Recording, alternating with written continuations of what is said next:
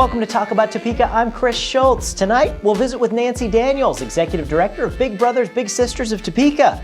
Now, this kind of snuck up on me, but there are less than 1,454 days until the next presidential election. Better get that shopping started. I figure the candidates for 2016 will start campaigning in about a month or two. This episode is sponsored by the WIBW channels and Field of Greens, downtown's best spot for hot soup, homemade chili, and fresh baked potatoes all winter long. It all starts right now.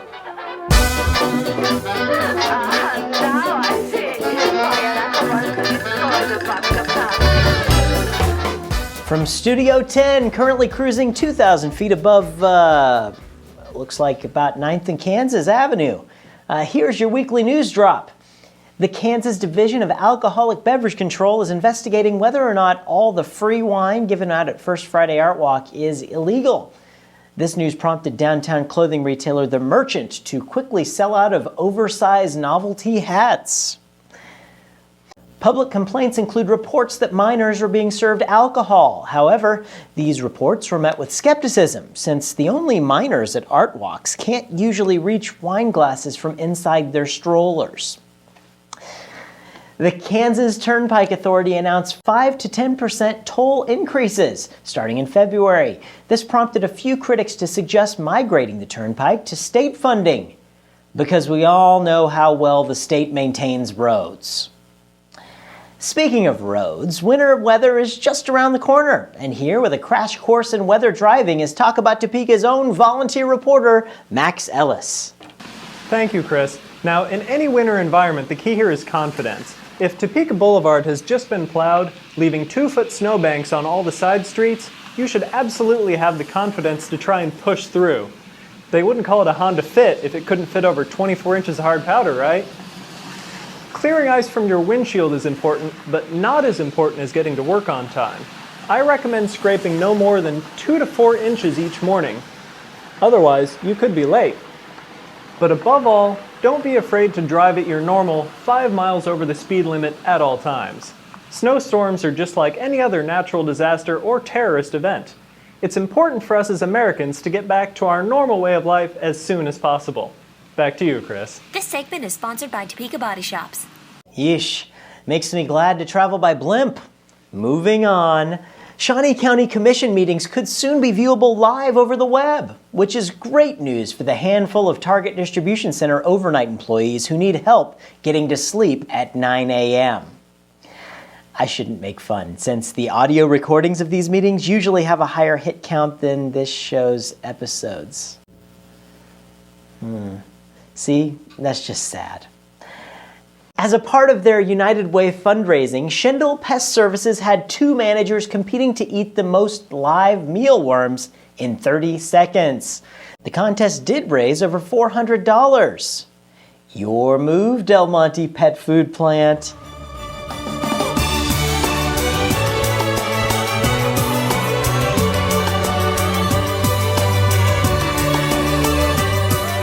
Well, joining me right now is Nancy Daniels with Big Brothers and Big Sisters. How are you doing, Nancy? Fabulous. Thanks for joining us. Really appreciate you coming on and talking with us today.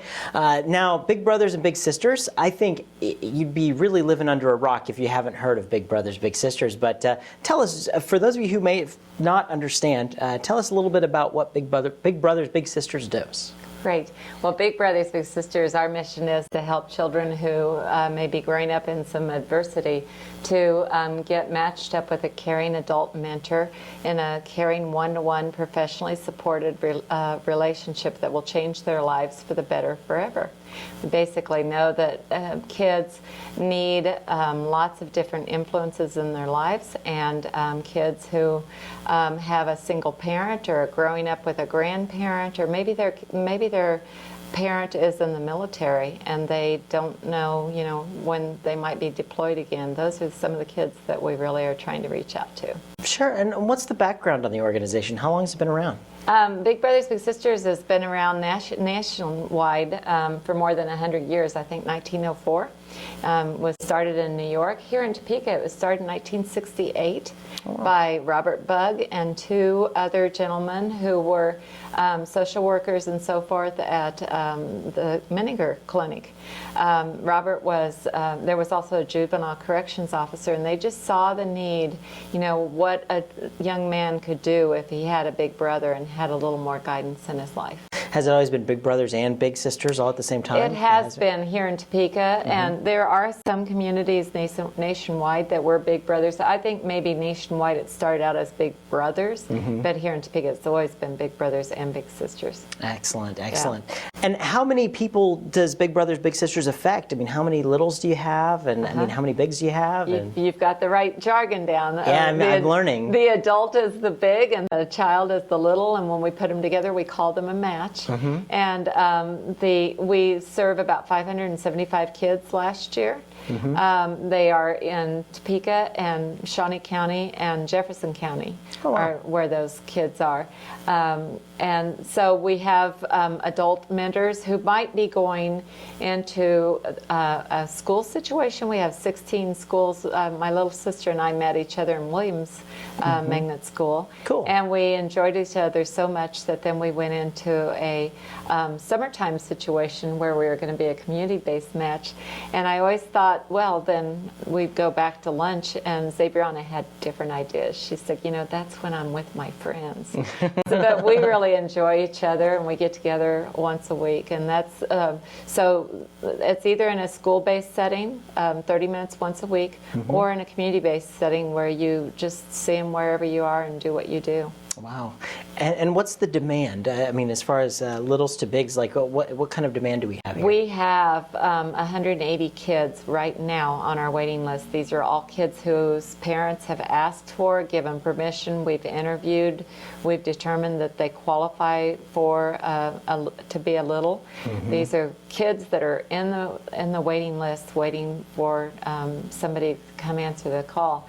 And as far as bigs, 2 out of 3 of the kids are boys waiting for an adult male, and 2 out of the 3 volunteers that we get are adult females. So we have a real mismatch in terms of you know, the need and who answers the call. And so we sometimes find ourselves actually having to recruit young girls because there are women who want to recruit. One of the things that want to volunteer, one of the things that we've done to try to counteract this is make big couples and big families. And so, you know, my husband and I first had a little brother because I brought my husband into the match to be a big couple. And then once he saw that it was not threatening at all, when our match ended with Matthew after 2.5 years, I got my own little and he got his own little, and we went on from there. And how long is that relationship? I mean, how does that work? You know, sometimes I hate to tell people some of the very compelling stories that we have. But all we're asking for is a year commitment. If you know that you're going to be deployed or your schooling is going to end, then we will encourage you not to volunteer. The commitment we are asking for is a year.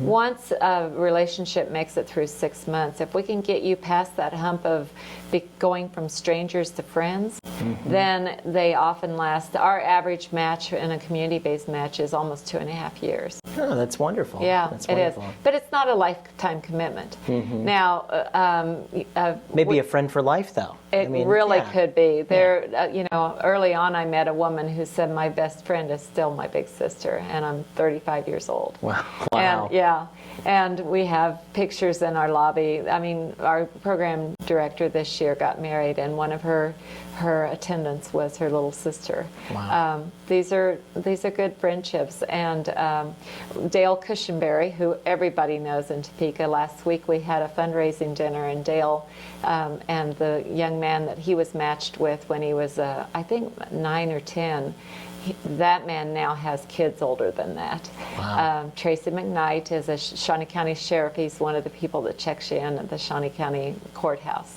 I wouldn't know him. Well, you have to take your That's keys right. out of your pocket. He's one of those people. So if you've forgotten your tags, well, you might know him. I guess I'll probably have to meet him soon. Yeah, exactly. But he's a wonderful young man, and when we talked, and I said to Tracy, "Well, how did this affect your life?" And he said, "Oh, in more ways than I can name.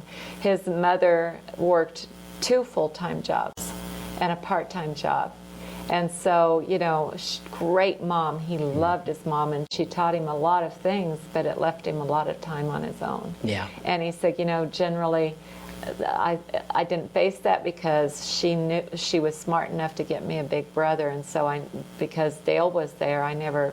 But he said, I see too often when young boys have too much time on their hands, they don't make good choices. Sure. So this is what we're trying to, thank you for the opportunity to try to reach out to some males who will say, oh, I can do that. Well, and thanks for doing all you do with the organization and all the kids that are involved and the bigs that are involved as well. Exactly. But and you all now have heard her give the statistics, and you know what they're looking for. Yeah. So how do they get in touch with you if they're interested in participating? the very best way, I mean, it's 9:30, it's 10 o'clock at night. Go online to topeka.kansasbigs.org. And if you don't remember the Topeka part, go to kansasbigs.org. And we'll put it on the screen here. So And- there you go. There you go. And just look for your local community. And by the way, Kansas Big Brothers Big Sisters, of which we are a part, is the second largest Big Brothers organization in the nation. Wow. We serve more kids than Los Angeles or New York City.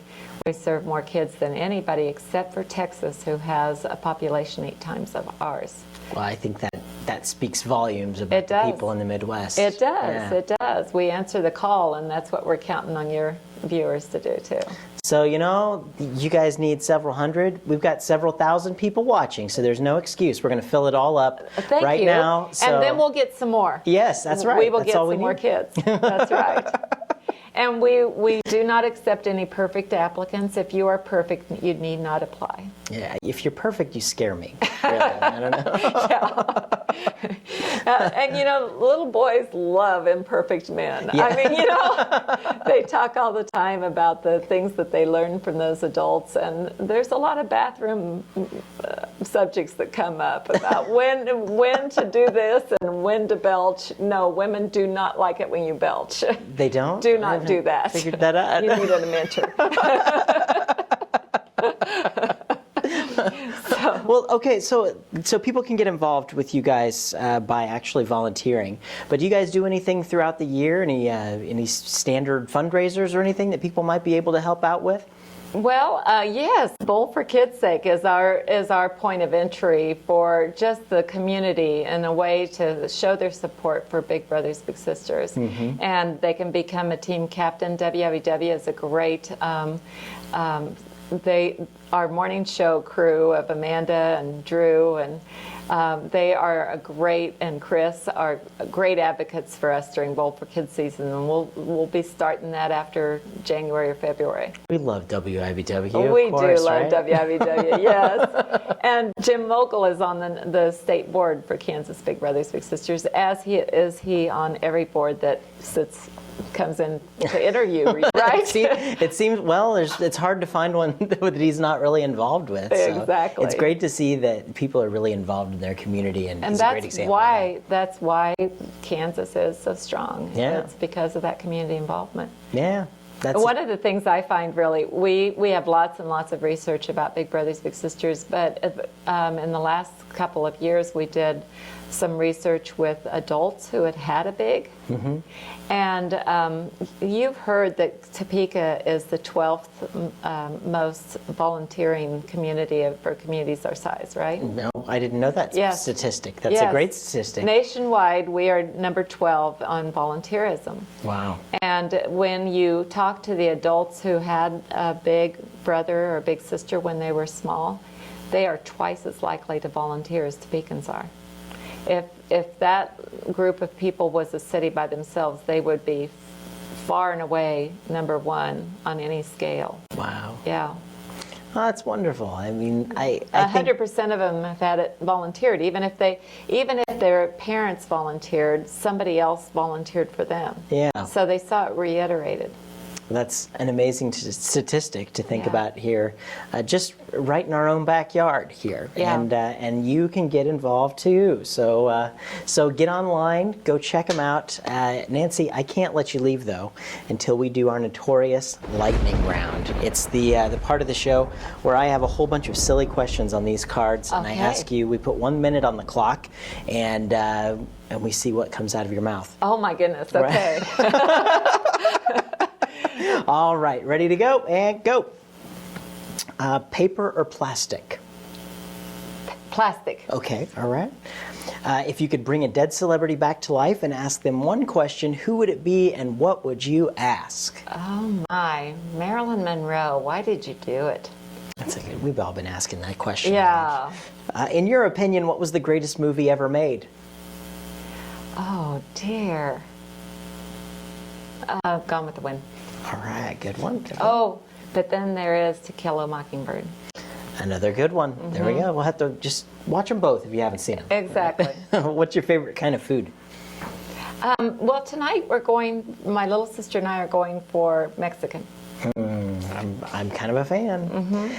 Why do you think there's a light in the refrigerator but not in the freezer? But really, why does ice need to see anything? No, that's true. That's true. Yeah. And what's your favorite television show to watch every Tuesday night at 9:30 on my TV? Talk of Topeka. Right here. Thank you so much, Nancy. And I'm loving all the stuff that you're doing with Big Brothers and Big Sisters. Get involved with Big Brothers and Big Sisters, folks. Have a great one. Thank you. Thank you so much.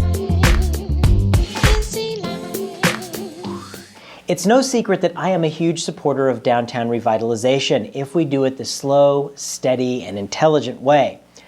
But I'm not the only person. As a matter of fact, many of the guests on our show have made comments about the importance of downtown Topeka, and we've put them all together here for your entertainment pleasure. Enjoy. What do you think about what's going on in downtown Topeka today? All of the I'm talks of thrilled. redevelopment? I'm Yeah? thrilled and excited. I think that we've got more energy and excitement brewing downtown than we have had for the past 30 years. Yeah. There's a lot of young people like yourself making financial investments in buying your own building down here, and you guys have been really a fantastic addition, I think, to the downtown movement. It's like a house, that's growing old and needs some repair. Certainly my house is that way. I'm at that point where I need to do a lot of things to update it. But if this was a mall or a strip center, the owner would, after 25 years, probably put some investment into it to make it a little more inviting. And that's what we need to do with downtown. This is our core of commerce, and we own it.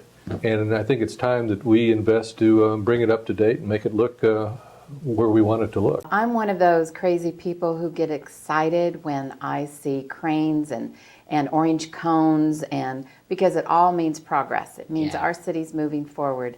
And I know that there's going to be a little disruption along the way, but it's going to be well worth it. To you guys, how necessarily important is a revitalized downtown in order to bring these primary jobs, these large businesses to Topeka?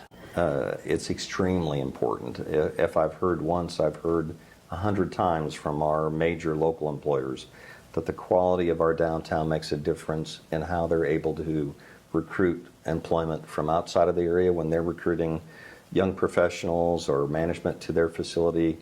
Quite often they come in and review the downtown and compare it to others. When new companies come to town, even when Mars came here, that was one of the first things that they asked to look at. And they saw that we'd made improvements in recent years. Actually, the private sector improvement and investment has been quite nice. It's really the public side that's needing some attention now.